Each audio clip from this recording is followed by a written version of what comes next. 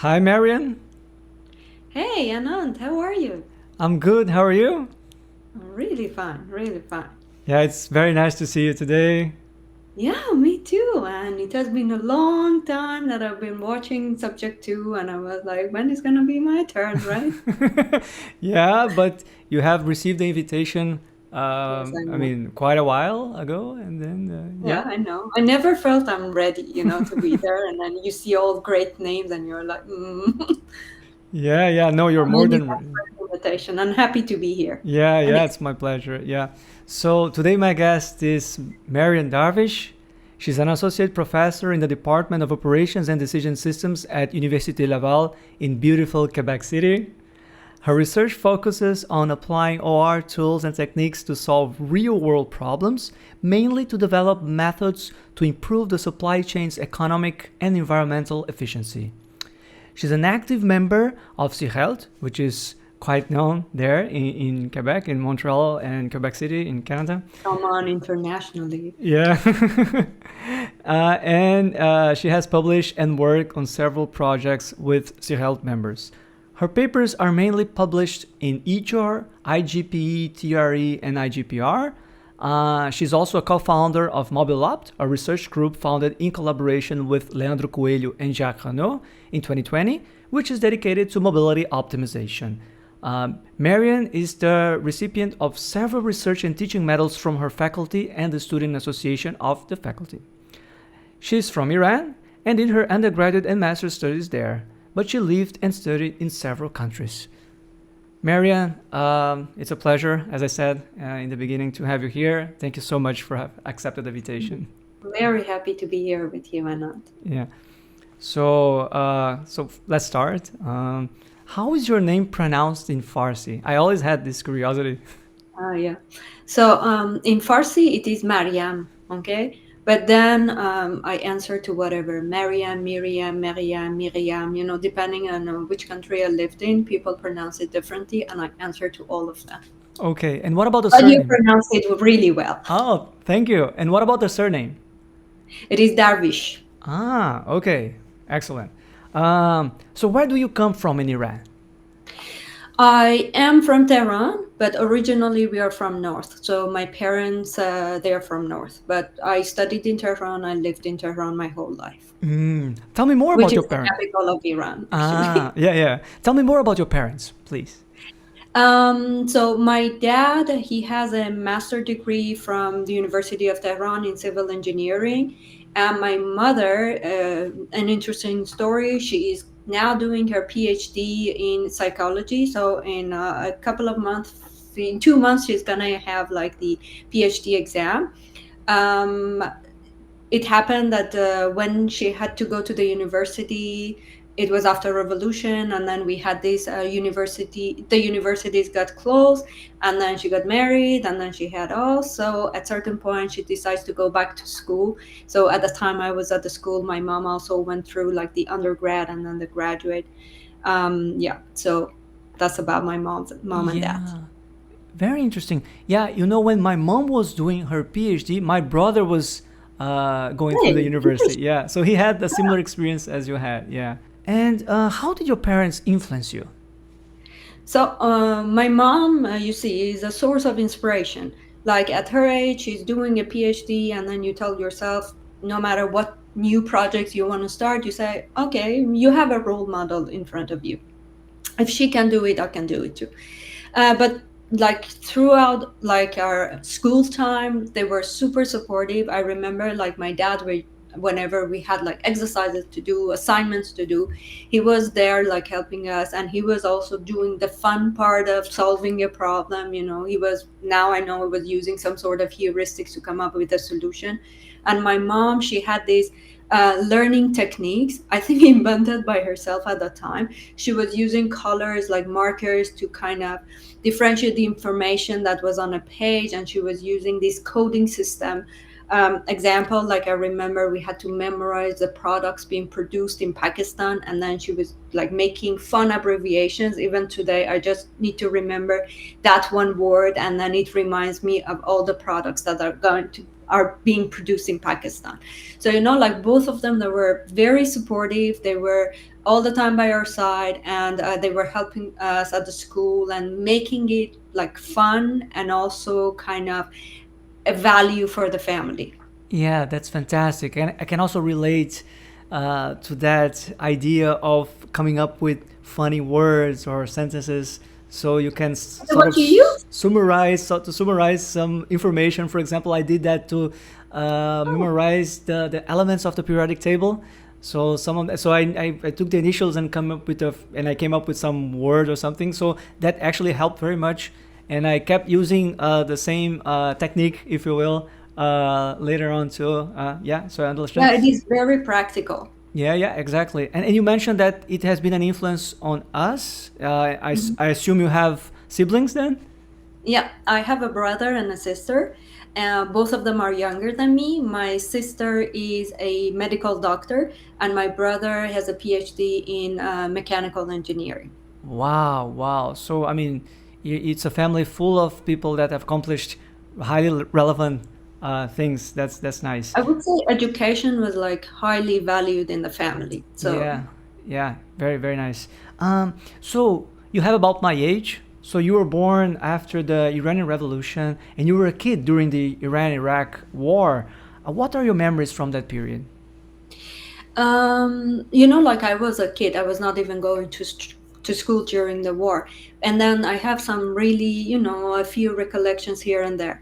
What I remember, it was like we were watching cartoon with my brother, and then there was like this alert that we have to run into a shelter. As much as a kid, you want just to run into the window and see the warplane.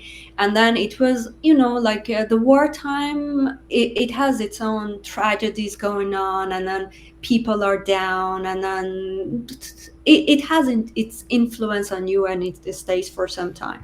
At certain point, because the war was in the southern part of Iran, and then people were moving to the north. So at certain point, us also, I remember with my mom, we went to our place in the north, and then we stayed there while my dad had to go back and forth to Tehran, and then joining us for the weekend back there. So it is quite a special, Uh huh. And what type of questions do you often get for being an Iranian? And can you cite some cultural differences compared to the Western world? Oh yeah.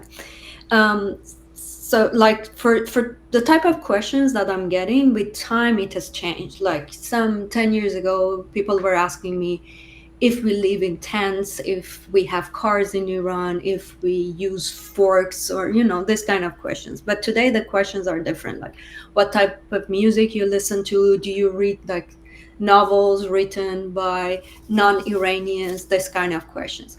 For the cultural differences, there are some cultural differences and some like, everyday kind of differences. For example, um, in Iran, the weekends are not Saturdays and Sundays, they are Fridays, right? Or let's say in Iran, we do not celebrate 1st of January as our New Year. We have our own New Year, which is the first day of spring, 21st of March. So these are like some like minor differences.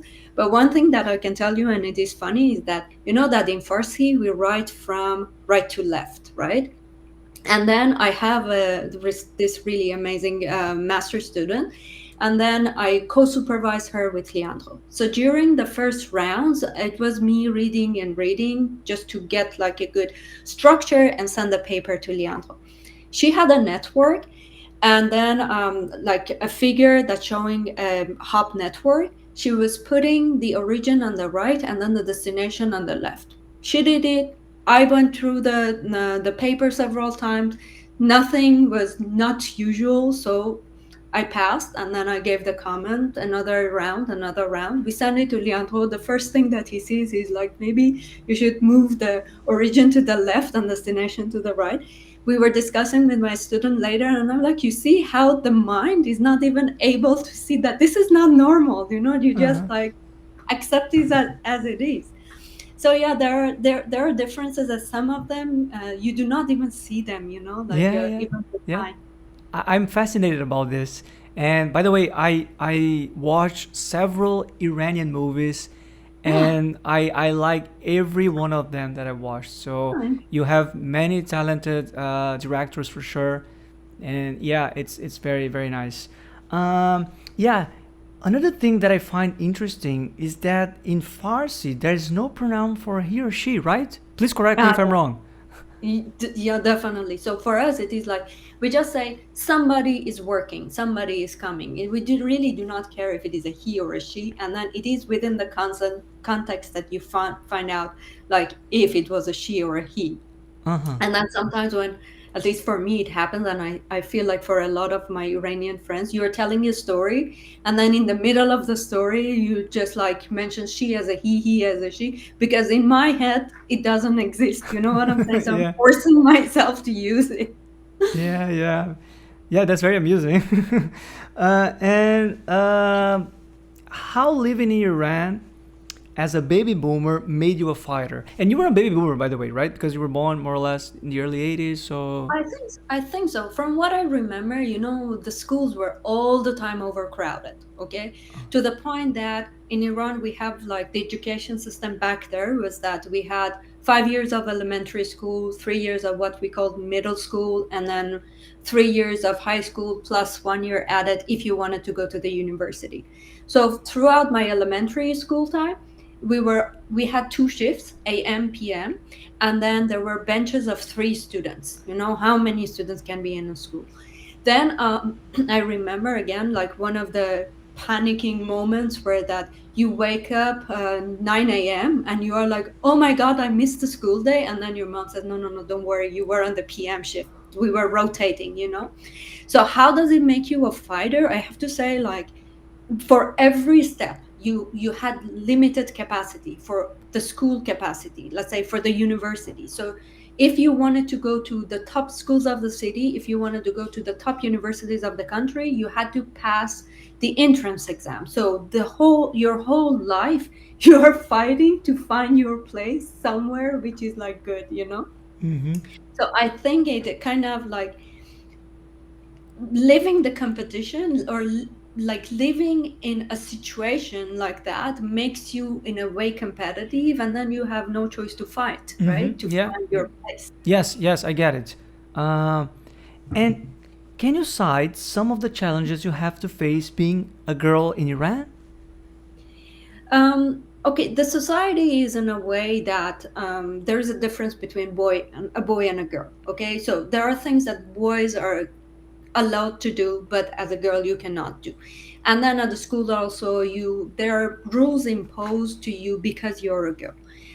So this is from the society. And then on the other hand, there are like some families also who do not kind of feel the importance of education for girls. Luckily, I was not among one of those, like I was not in one of those families, but I had girls who to their dream, it seemed that there was a limit, like after high school they had to get married because that was enough, or after, let's say, undergrad studies, it was enough. Now you have to build up your family, and you have to become a mom. I'm not saying that having a family or becoming a mom is a bad thing if you want to do it, but if it is imposed by, let's say, your family, then it is like, all the talents that could be something sometime, but they are like wasted. You see Yeah. what I'm saying? Yeah, I get it. Yeah, it is sort of an upper bound.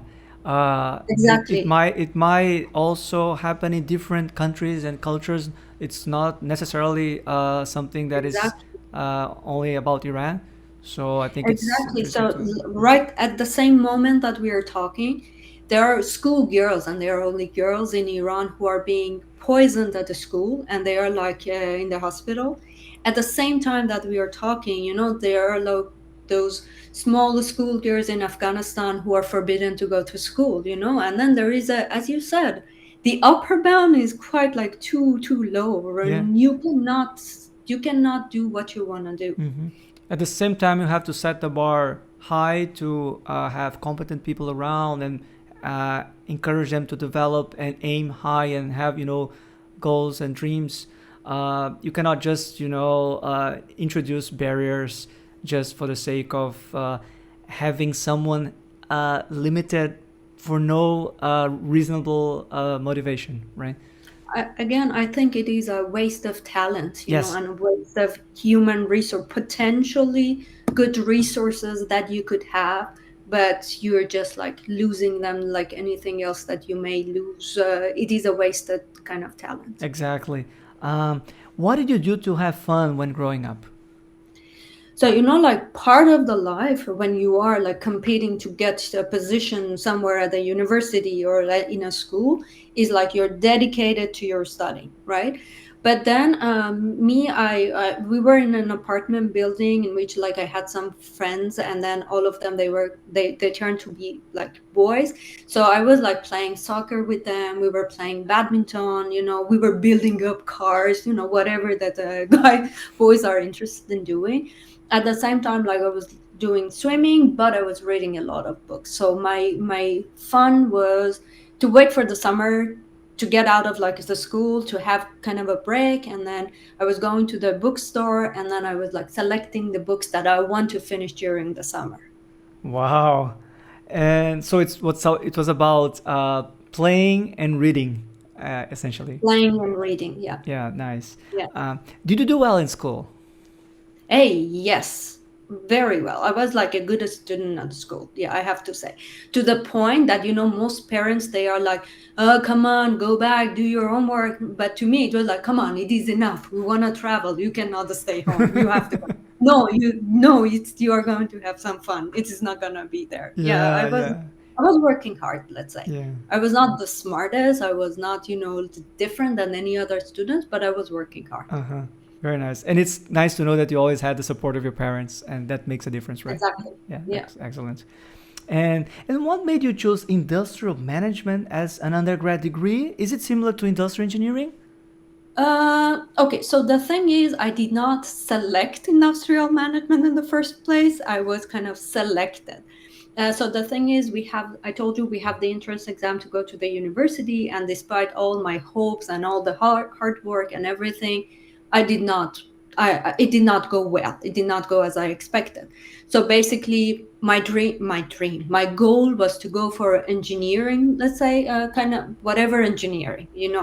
When you're coming from Iran and you are a good student, at the time, either you were going to become a medical doctor or you were going to become an engineer, okay? At a certain point at high school, I decided that I want to become an engineer. And then it was like, I remember one of my biology teachers told me that you're gonna regret your decision sometime. I don't know when, but so that was the decision. So I had the idea, no matter what type of engineer, there is the social image also associated to that. So I wanted to become an engineer. But then with let's say the ranking from the entrance exam, I selected some universities in Tehran, and I wanted to stay in Tehran. Then it didn't happen. So when I was selecting, let's say, the major and the university, my dad was like, why not industrial management? It was the first time I was like hearing about it. And it is the closest to industrial engineering. And then I did it really reluctantly. I just put it there just in case I did not get accepted to any of these engineerings. And lucky me. This is what I am kind of admitted to. So then, what is the difference from what I know? We had similar courses. Let's say we had production and operation management. We had operations research course. But then in our curriculum, we had more, let's say, accounting, finance, and they had more engineering courses. So you got to know R during your undergrad then?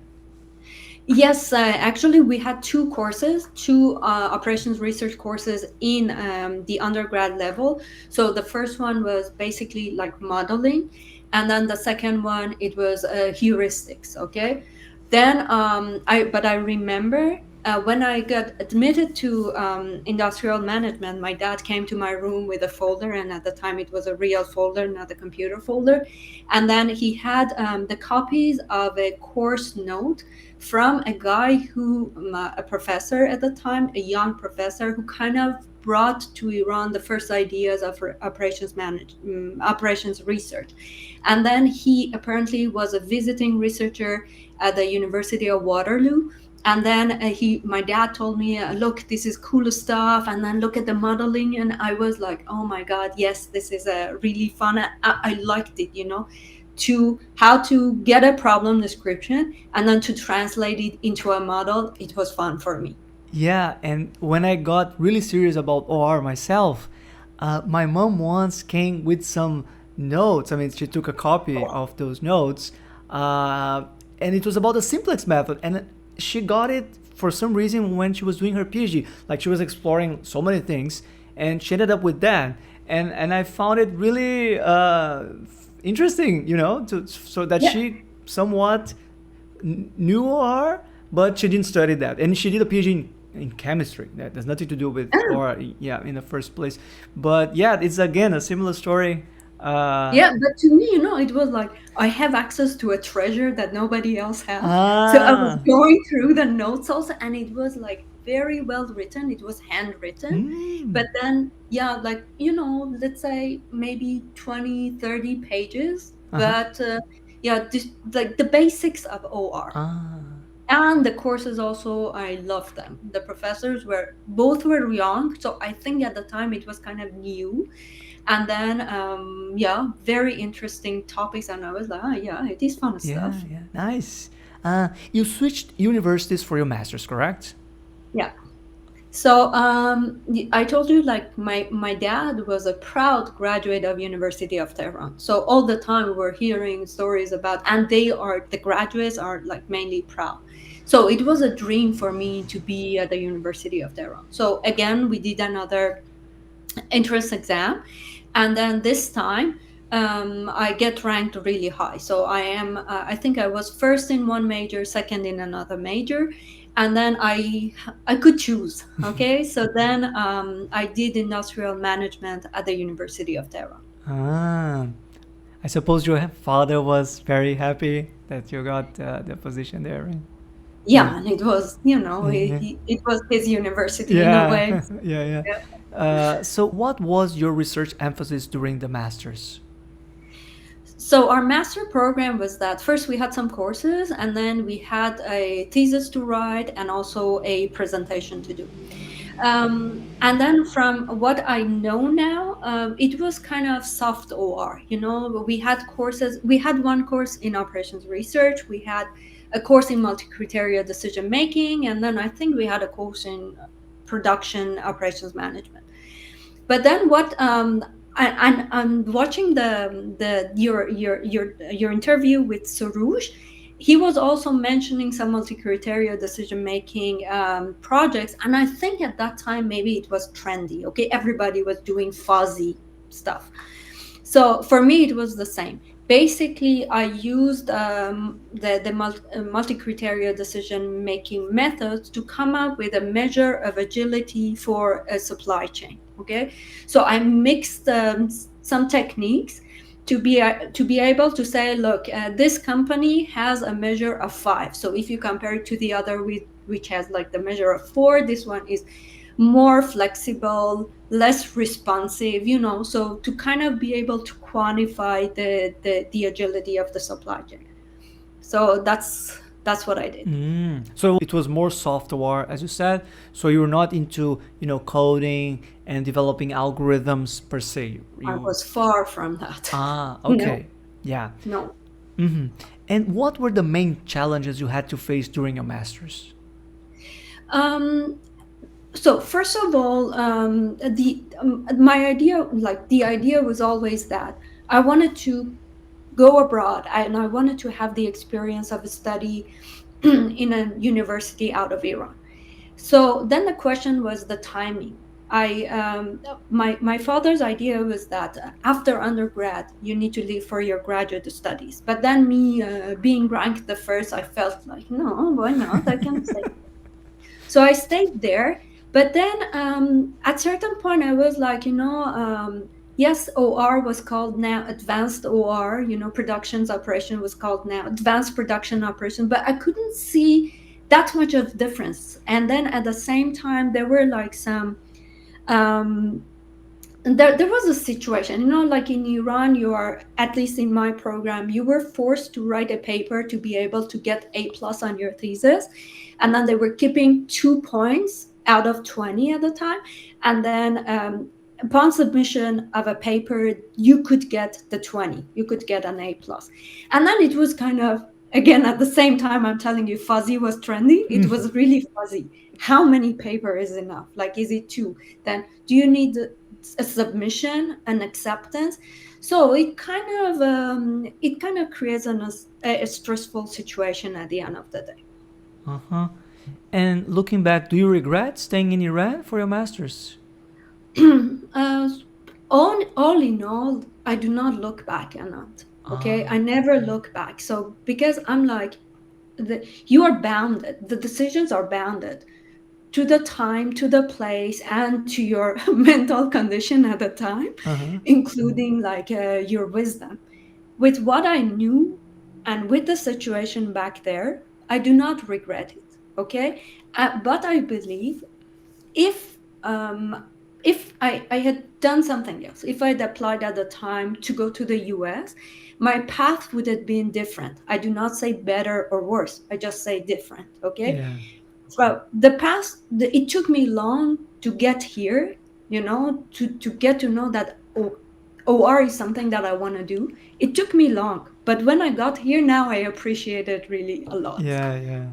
Very nice, Marian. Uh, I have one curiosity. Did you have to pay a tuition fee during your studies in Iran, or education was free at that time? In Iran, I think still we have two kind of systems, two kind of universities, public or private. Private you pay. In public universities, you do not pay anything during your study, okay? But once you're done, once you graduate, either you have to work for the government or you have to kind of release your diploma by paying for it. Like some people, let's say medical students, after the studies, they are sent to some villages in the hospitals to work for 2 years, and this will compensate for the time they studied for free in the system. In my case, because I wanted to move and I was like kind of I was looking for a fast solution. I decided to release, let's say, the diplomas. Okay. Did you have to work doing your master's, to get some money to pay to afford your studies? Um, I was not working like full time working and studying. A lot of students were doing it, a lot of my friends. Me, what I had, and I started when I was in the master's program, I was working part time as an English teacher. And it was mainly like a fun job, a side job, if you call it.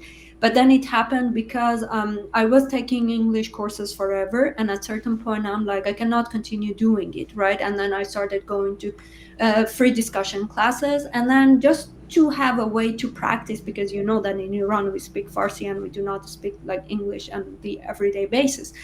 Then I applied for this job, and it was with with the Iran Language Institute. And then to get the job, they gave us some kind of teacher training course. And then, oh my God, I learned a lot of things during this course, like how to present, like how to manage your voice, because most of the time that is not an issue with me. I'm not I'm always speaking like loudly, and this is one of the things that it was really appreciated in that teacher training course.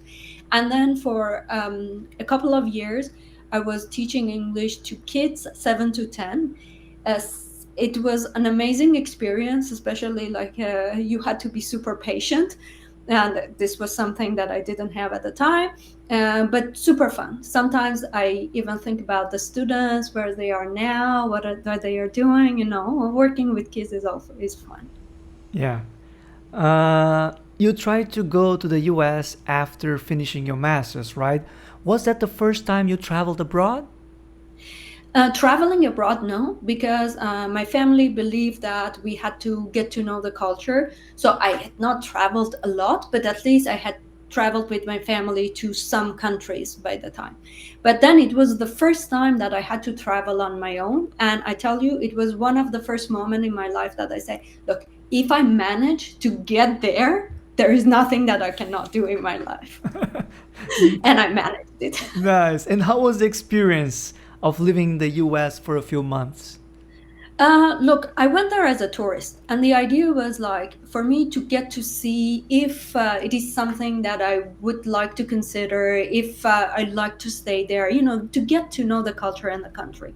And I was lucky, I lived with my uncle, and it is like the fun period of my life. But professionally, and then from where I wanted to go, it kind of delayed me again. So the plan was that to travel with my dad, and then I had to wait because his visa did not get issued. And then when he came, we traveled to several states. But in the time that I was waiting there and I was not supposed to be there, I'm like, what am I gonna do? So let's just start finding out about the program, about like the universities. And then the admission deadline has passed. So it was like, it's what am I doing here? What do I want to do? Then just by the end, I think I got admitted to two universities, one in California, the other one is New Hampshire. And like you go there hoping to get into MIT, Stanford, right?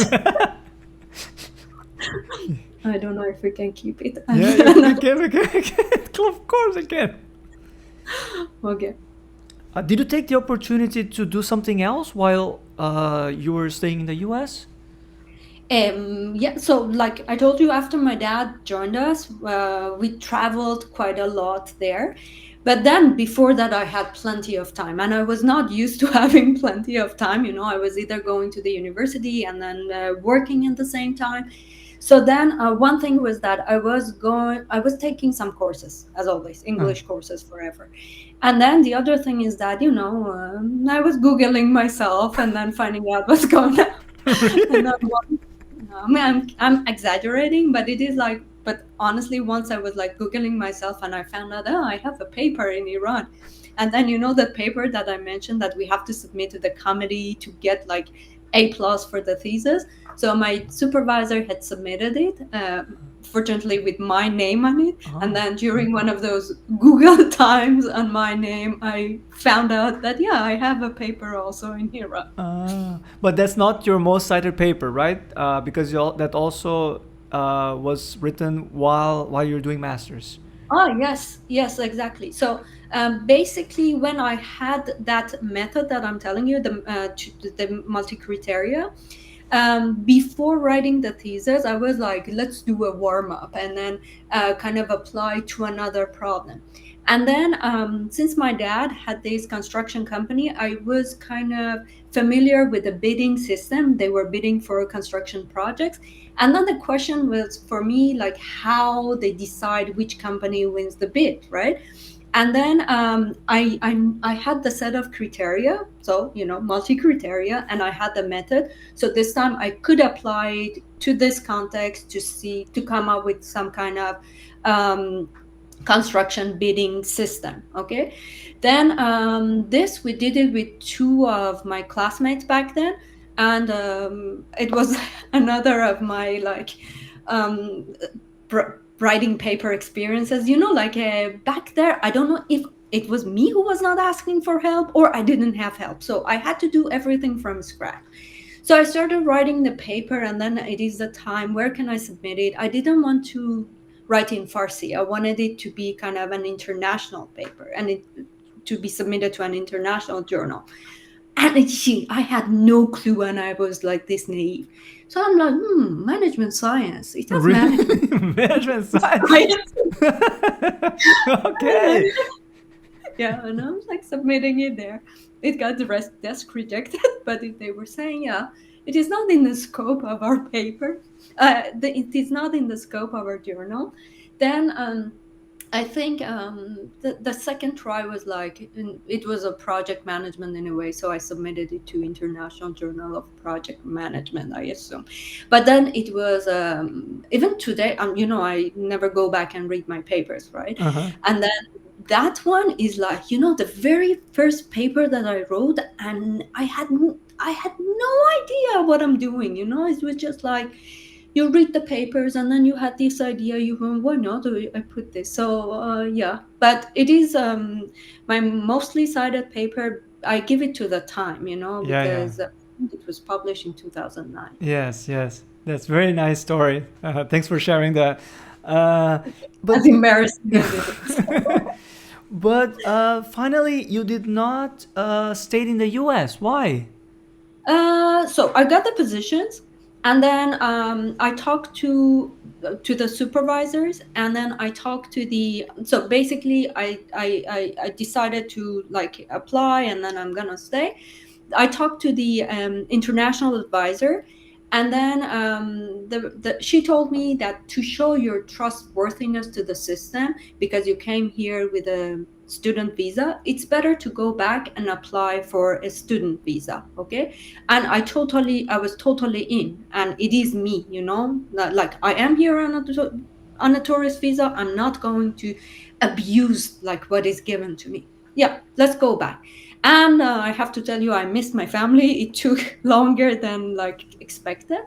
I go back like right away, and you know that we do not have an embassy in Iran, so you have to go to another country. So I go there and I apply, and I get rejected. So then the plan to go to the Wow. US is abroad. So that's the reason you did not stay in the U.S. after all. Yeah. Wow. Yeah, that's a bit sad to hear. But and so what was the plan after this disappointment? Uh, so after that, I think I could have applied for a second time for the visa. Okay, but then I was like, no. And at the time, I didn't know that I am the type who has to apply always twice. So then I'm like, maybe the US was too far, and it's better for me to stay close by. So let's try with Europe, and then I start applying to PhD programs in Europe. And again, you go for the name of the universities that you know, right? And then the chances of getting rejected is quite high. Then rejections. Then at a certain point, I'm like, okay, this is what it is. I cannot do a PhD. Let's just stay here and let's just start working. So I start working as a project coordinator for some oil and gas companies. Later on, I joined my dad's company and I become like the project again manager or something. So I was like working on this scheduling of activities and project management, let's say. Then at the same time, what happens is that I'm like, I have this dream of doing a PhD. Then because of that ranking thing in the entrance exam for masters, and because I was a top student in my master's program, there was this possibility in Iran at the time, I don't know if it is still the case, to apply for a PhD position without going through the entrance exam. So that's what I did. And this time I was like, no, I had whatever the management wanted to kind of teach me. I think I'm quite okay. So I want to go, and this time I want to try industrial engineering. So what I do is that I apply to the University of Tehran, Faculty of Engineering, and the program was industrial engineering.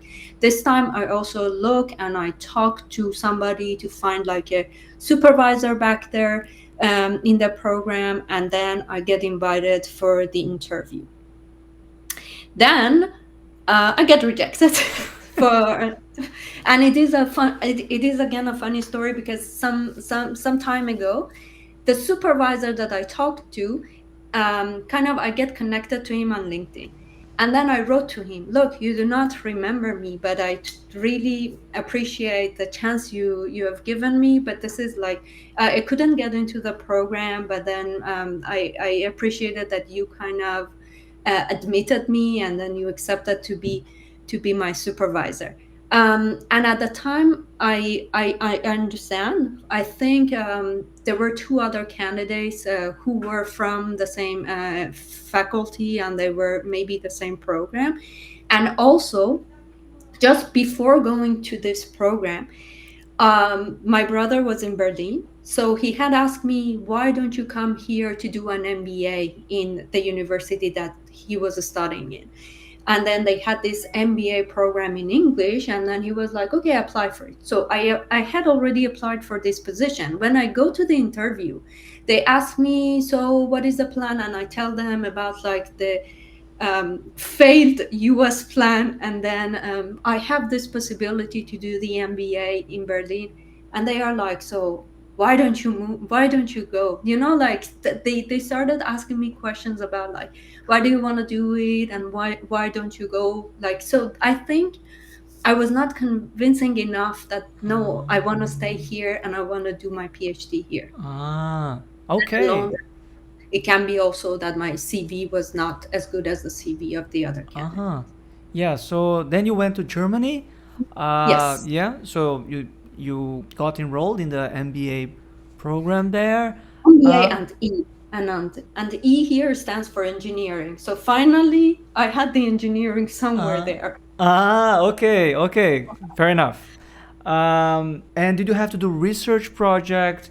Did you have Mhm. to, write some monograph or report? How was it for you to get a degree? So from what I know, the German system is that you have technical universities and you have applied sciences universities. I was not, again, in the right place. I was not in the technical university. I was in the applied sciences. Here, basically, you do whatever you do your studies to be prepared to start like working for a company. Okay, so the program was for I think a year, 2 semesters. We had courses: finance again, marketing, supply chain management, no OR. Okay, Mm. and then we had our internship to be done.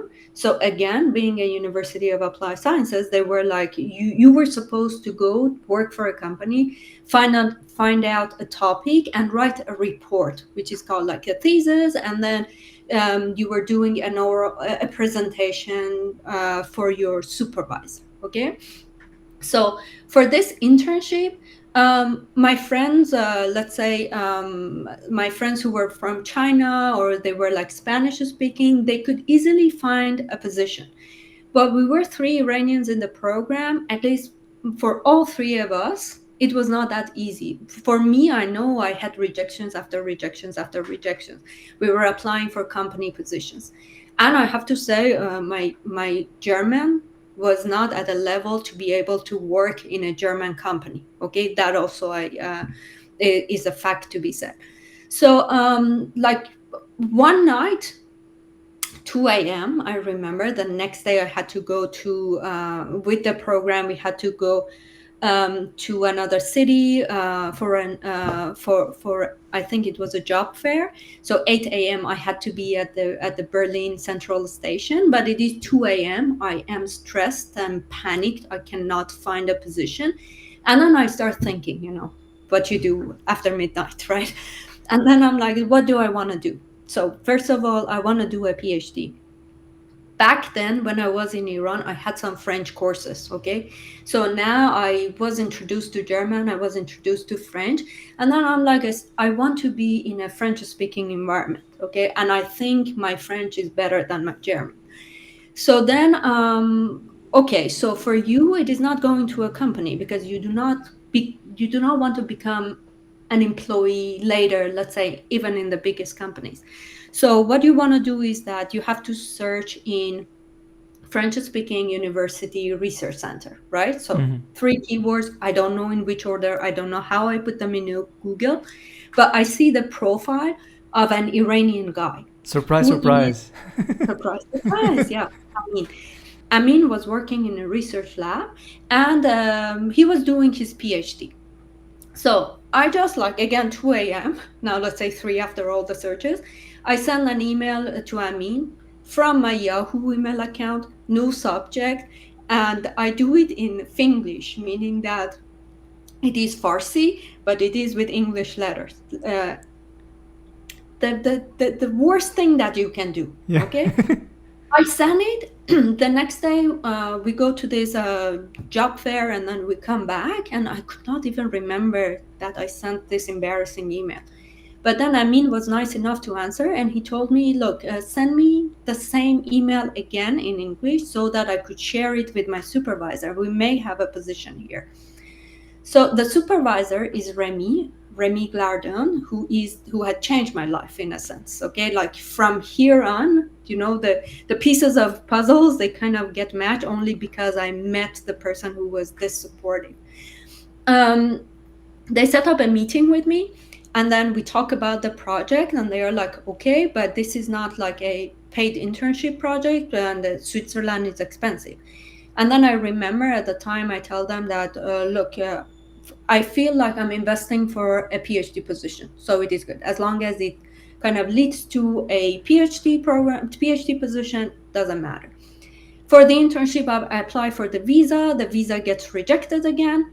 And then my brother comes up with the idea of working remotely from Berlin. Amin and Remy accepted, so I was traveling whenever needed, like whenever I have to give a presentation, going back and forth. And then I was like staying there in Berlin.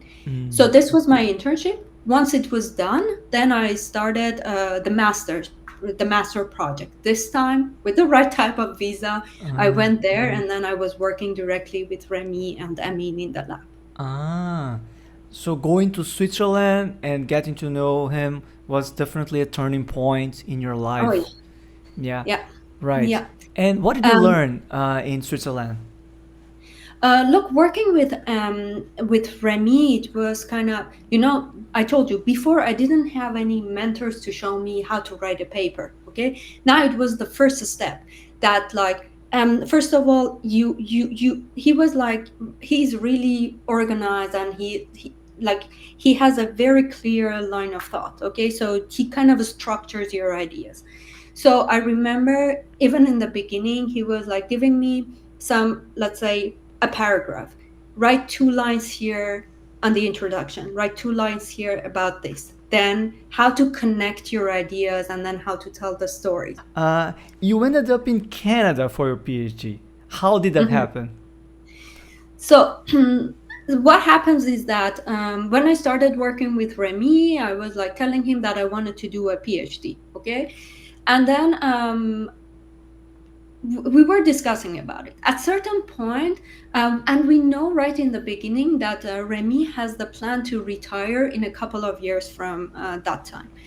At certain point, we got to know that Remy cannot accept any new PhD students. So again, I was like left with no choice but to look for another position. I started looking for positions. I applied for several. I remember to some I got invited to interviews, to some I got invited to present something like my scientific work. But at the end, it's rejection.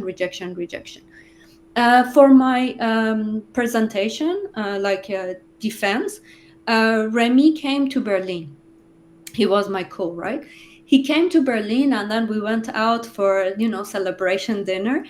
And then I told him, yeah, that is the situation. I'm getting rejections, and then I don't know what should I do. I had a position, but it was not a paid position. It was not funded. So Remy told me, no, this is not how a PhD works. A PhD is a full-time job, and you need to get paid for the job. Then he was like, are you okay if I look into my network? And I'm like, yeah, sure, why not? So a couple of weeks later, Remy sends me an email. Do you want to go to Quebec? So I start Googling Quebec, okay? And I'm like, yeah, why not? So that's how it happened. So was your French good enough by the time you reached Canada? No. So again, when I was in Berlin, I applied for the visa to come here. My visa got rejected for the first time. So I was like 1 semester late. So during this 1 semester, I started taking French courses because I was freaked out that all the courses are going to be in French, and like my French is not good enough. So I joined the program in winter. Okay, 1st of January I was here. And then at this point, I realized that French is not my biggest challenge. The fact that I do not have the background in OR is not like helping me that much, So I faced the reality of doing your PhD in this department, which is like really OR based. Okay. And did you know how to code when you moved to Canada, or, to write models and implement mathematical formulations, code in C++? Tell me how was the You situation? nothing. Nothing. So when I came here, the idea was that Remy is gonna be my co-supervisor, and then I had a professor here who admitted me to the program, and he was my supervisor, Benoit Montreuil. So the idea was to continue what I was doing in Remy's lab. Okay. Then what happens is that I start my classes with I have a course, algorithm and heuristics, with Monsieur Boctor. Today, even I called him Monsieur Boctor. And then I look at the syllabus, and I'm like, he has some assignments that requires coding, right? So it is like session 1. I go to his office almost crying, and I'm like, I think I'm gonna fail your course because all your assignments require coding, and I have no back. I don't know how to do it. I had some, like, let's say at high school, and later on at the university I had like QBasic, VBasic, VBA, this kind of things, but basic, right? But then here it was like real coding. You had to code an algorithm.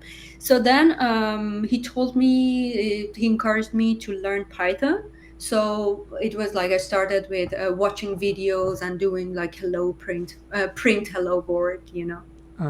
Then for the mathematical formulation and everything else, Cplex, let's say, and then C++.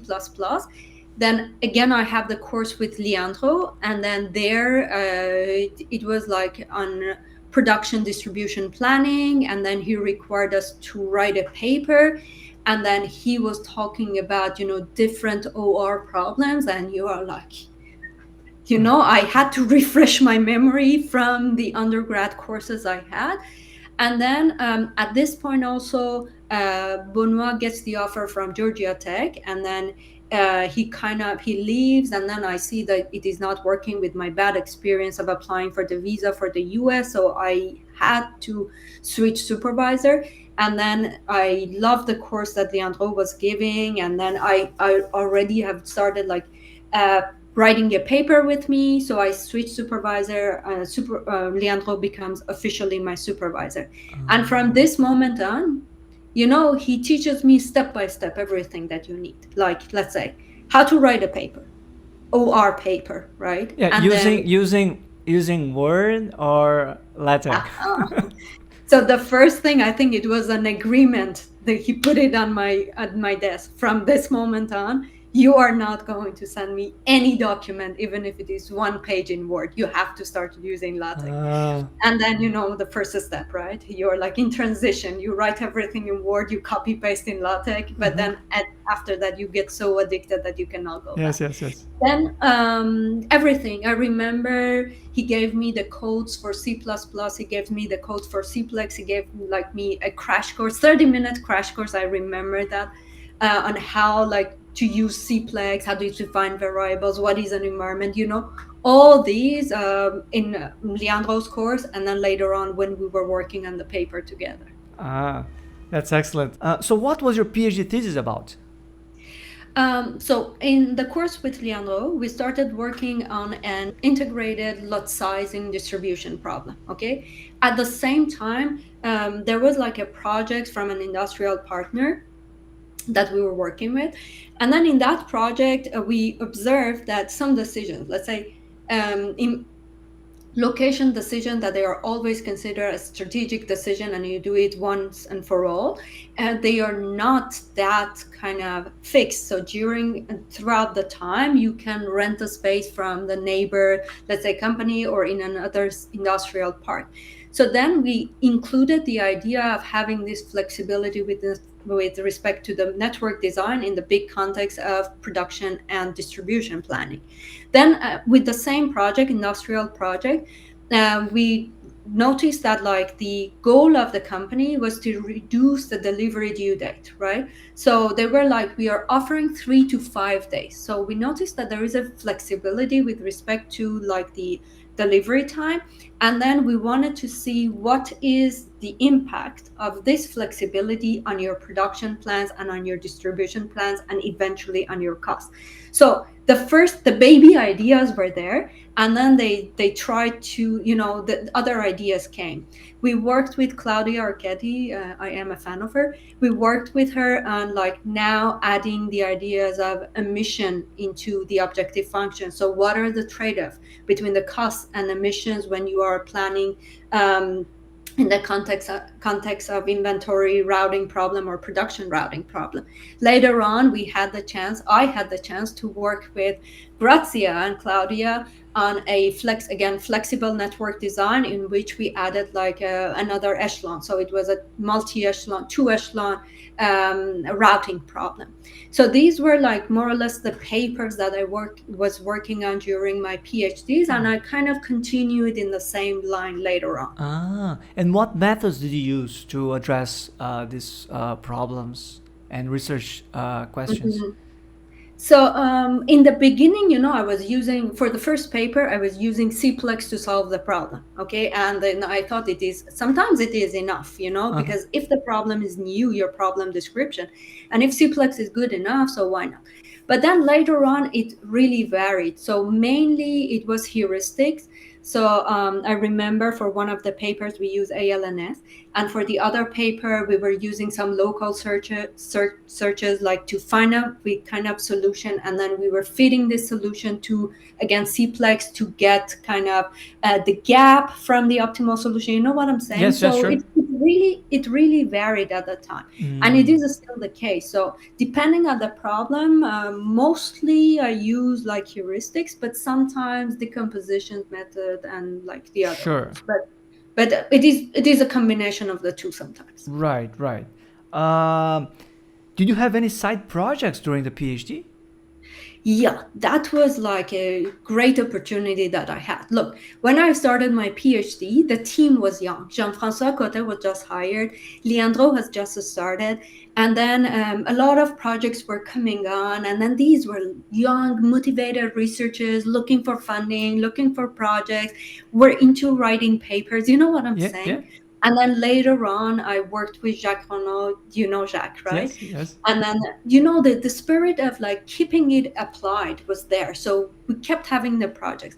And then at the same time, there were not that many students, right? So when a project was popping up, they were asking us, do you want to be part of it? And then you're like, of course, yes.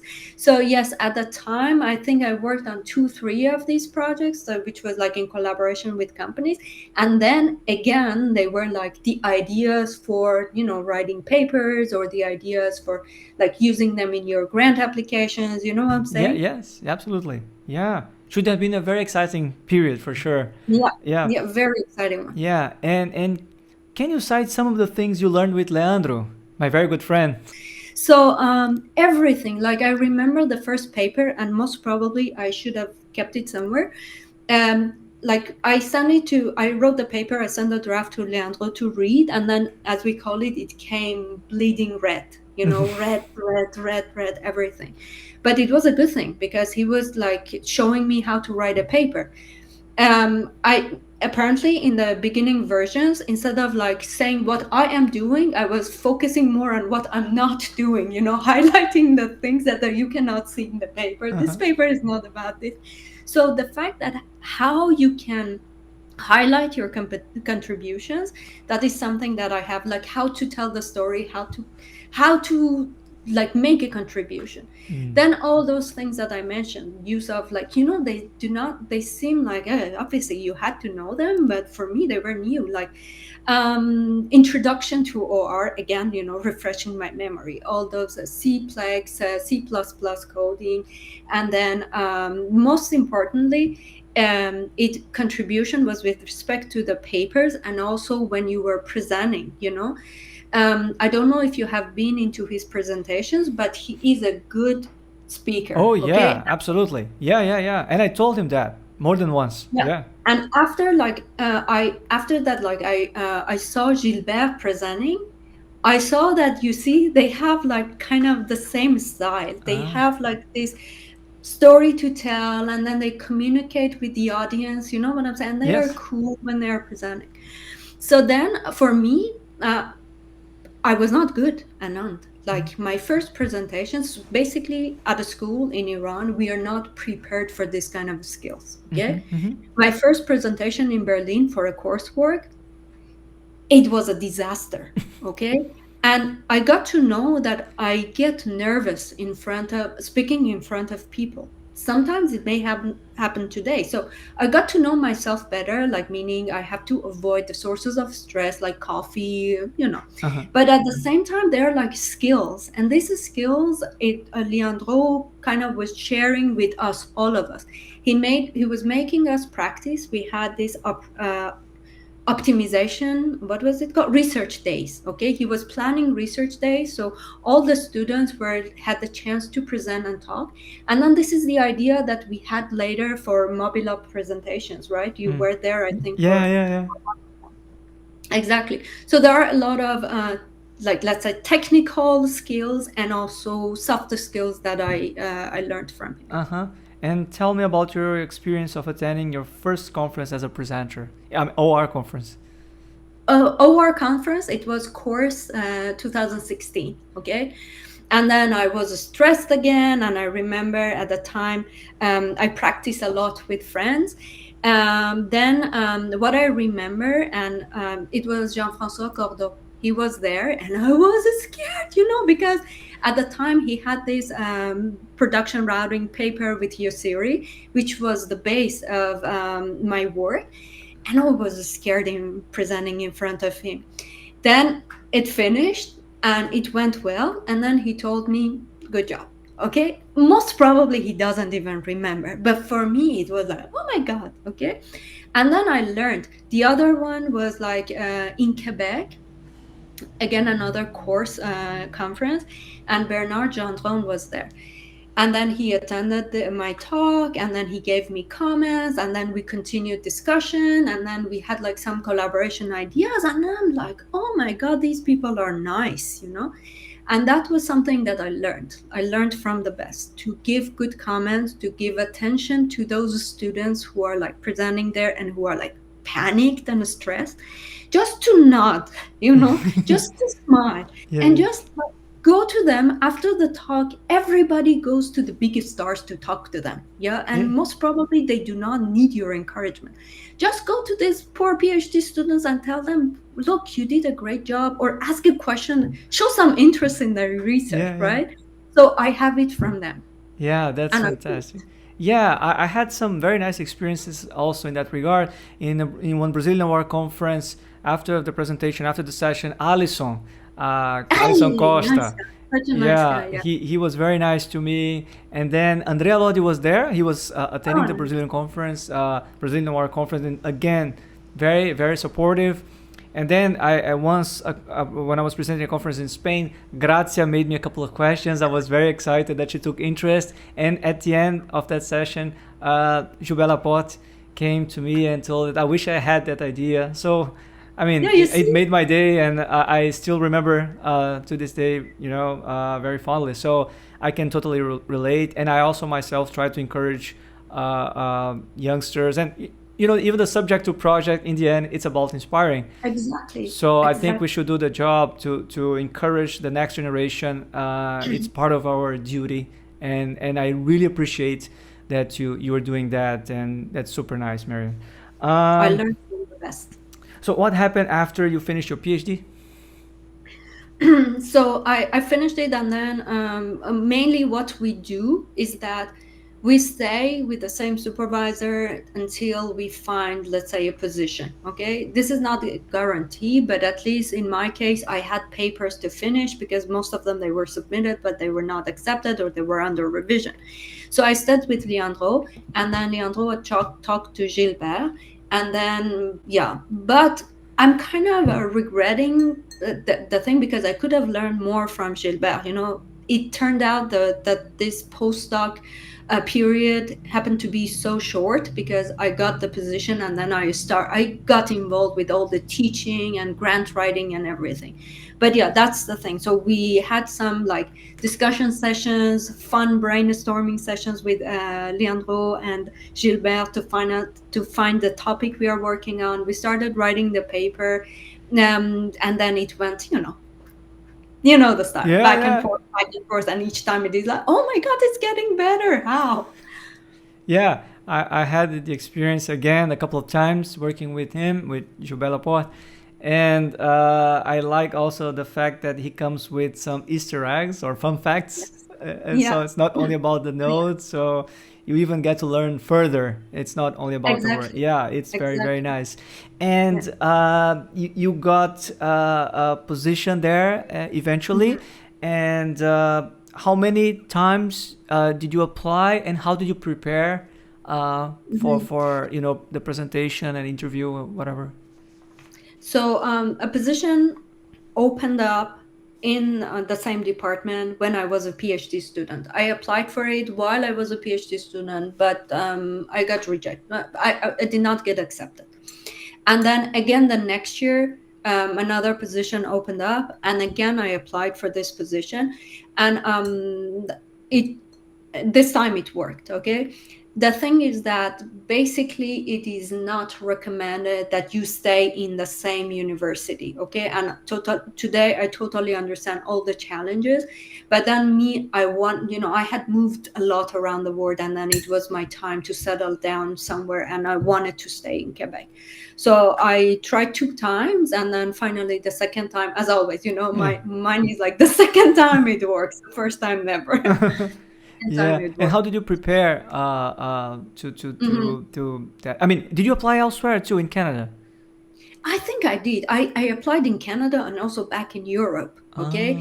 so no news, rejections, or Ah. like Okay. Yeah. Yeah. The yeah. usual. So it's yeah.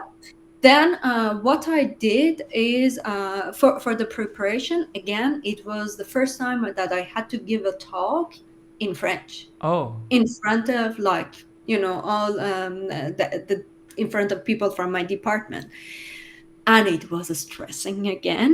So what I did is that I asked for help this time. A lot of people like Remy from Switzerland on Skype, Remy's partner, amazing partner, Dion also, and then all the students from the lab, everybody. Even like I had an amazing French teacher, like a retired French teacher here.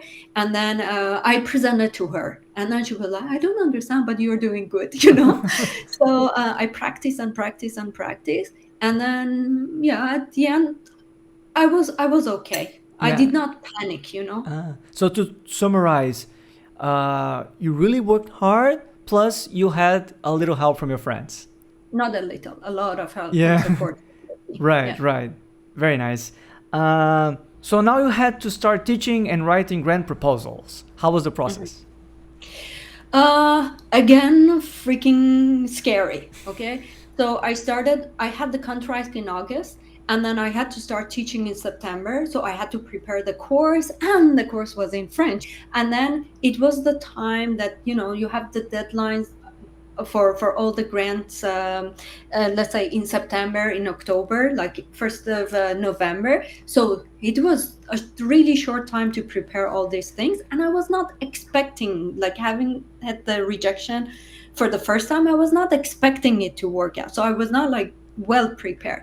So again, Leandro helped a lot with like what is a grant, Mm-hmm. what do you have to put on a grant.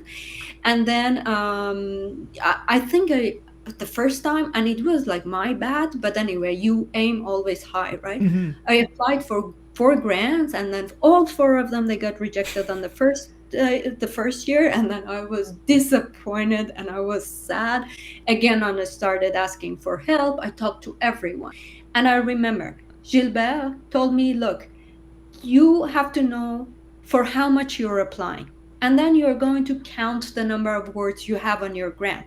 So this gives you what is the value of each word you have in your grant application. So Uh, you're not going to write blah blah blah blah blah. You see, you're yeah. going to write it to the point. And then the second time it worked. I think like I got 2, 3 accepted the next year. Yeah, always the second attempt, right? always the second Yeah. attempt, right? Yeah, yeah, very, very interesting. So, what are your current research projects? So now I continue working on, let's say, I call it integrated optimization of, let's say, you put decisions together, production and distribution together, and then they are all still, I'm working in collaboration with companies. So a lot of papers being published or a lot of like research ideas, research projects we have, they are based on the real world problems. Okay. So mainly, I would say that they are from different contexts, but they are in collaboration with our partners. The other thing that I'm working on, like it is going back to what I did in my master's and then kind of exploring more the idea and being able to link it to what I know from DOR now. And that is like how decisions in supply chain mainly differ from the optimal decisions that kind of we come up with. Okay, so there are a lot of situations in which, let's say, supplier selection, you cannot at the end of the day impose an optimal solution to a company and say this is the supplier you're going to select. No, there's always some other stuff there, some other criteria. Or like you give a route to a driver, or like, let's say, a picker in a warehouse, there is going to be a deviation between what is in reality being done and what the optimal solution is. So the point that for me, it is like how it happens, why it happens, and how this knowledge, if it is, let's say, there was an accident on the road, or like this one is a better route, I know it pragmatically. Okay, so now how this information can be kind of used in our OR models or like techniques to come up with some human-centered heuristics, if you want to call it, or Ah, like to kind of make the solutions more company friendly, I would say. applicable. So applicable, Yeah. exactly. All right. So you're looking for managerial insights and try to really understand the real picture. Try to explore the gap between theory and practice. You know, the real Exactly. optimal solution you get, but what is the solution that is worth and makes sense for the company? And there is Exactly. sometimes a gap there. So you were trying to understand these scenarios and propose solutions to improve Exactly. the That company's will be performance. the goal. Yeah. Yeah, that's very, very interesting, Marion, for sure. So, Marion, changing topics a little bit, recently there has been a turmoil in Iran involving students who were protesting against the current regime. I can't help but to ask, what is your opinion on this matter? I think like anyone who has an Iranian in the contact list of any social media accounts would see like these posts popping up because people, Iranians around the world, have tried to be the voice of those in Iran. Socially, politically, economically, the situation has not been good like recently. And there were a lot of manifestations, there were a lot of like unrest back there in Iran. um, I think again, like people around Iranian around the world have tried to kind of portray what is happening currently there. But what is important, and well, I see it from like a professor student, let's say, relationship here, is that it has been a tough time, and not um, like because we have been consuming bad news, like us the Iranian, for quite some time, and it has been constant, every day something was happening. And then your sources of news there comes from social media, and then it is like you keep refreshing and refreshing and Yeah, refreshing, it was all over LinkedIn, and it still is. Yeah. and still is, right? So what I saw is that it had like Iran alone, what's happening back there, and what is the situation of the students back there, and how they cannot plan their future. And I think you all even get like a lot of applications, a lot of emails from Iranians who want to leave and who wants to start like a PhD, a master position abroad. But then also from those students here, oh my God, it has been quite a kind of difficult, let's say, period. I have an Iranian student. I was passing by the lab, and then she was like watching a video and crying in the lab. And then I had a student in my course. She was telling me that she has just arrived, and then the internet got blocked, so she lost the contact with the family. Just imagine the stress that you have to go to a new country, and then you lose all the contact with those who can comfort you. There are students who are like master students who depend on the money who is sent from Iran to them, and then due to this huge like exchange rate the exchange rate that is going up and up and changing every day, they kind of are here and feeling a lot of insecurity, financial insecurities. And again, like the fact that you keep getting bad news in every day, it kind of affects like your performance. But I have to say I'm like very proud of, I saw my students, but I know it is like the same with all the Iranians that I know, as they are like hardworking. It has been a difficult time, but they managed to submit their thesis, they managed to go back to work every day, they managed to do their exam. So even though the situation is not good and we keep getting like not really interesting news, they are doing good. Yeah. And I'm like, I'm proud of all these success stories, let's say. Yeah. So fingers crossed for the things to improve as soon as possible there, and I want to transmit my positive thoughts to the not only to you but to the Iranian folks, and especially those that are part of the OR community. You guys are going to be fine. Um, I have so no doubt. yeah, Mary, you were a person who overcame countless rejections in your life to get where you are now, and that's very inspiring. From where do you take the motivation to keep always fighting over and over again? And to conclude, would you like to give some piece of advice to the young talents out there, especially those back in Iran? So it is not only me, and I think like being an Iranian, you are faced by a lot of constraints, a lot of restrictions. Some of them they come from the sanctions that they are imposed to Iran. Some of them they are due to, just being an Iranian and having the Iranian passport. Some are social, some are cultural. A lot of constraints are there. But at the end of the day, one way would be just to sit somewhere and start crying, saying, oh my God, nothing works, life is not fair. That is one way to deal with the situation. The other way, which is like my way, is that I start crying first, okay? And then I cry out my eyes, oh, life is not fair, why? And then I have been lucky enough to have friends and family who were constantly telling me, mentors, supervisors, friends who keep telling me that, no, you can do it, you can try again. Why don't you apply working remotely? Why don't you apply for the visa from another country? Why don't you do this? And then it becomes internal after like some time. You are like, okay, why I do not try again?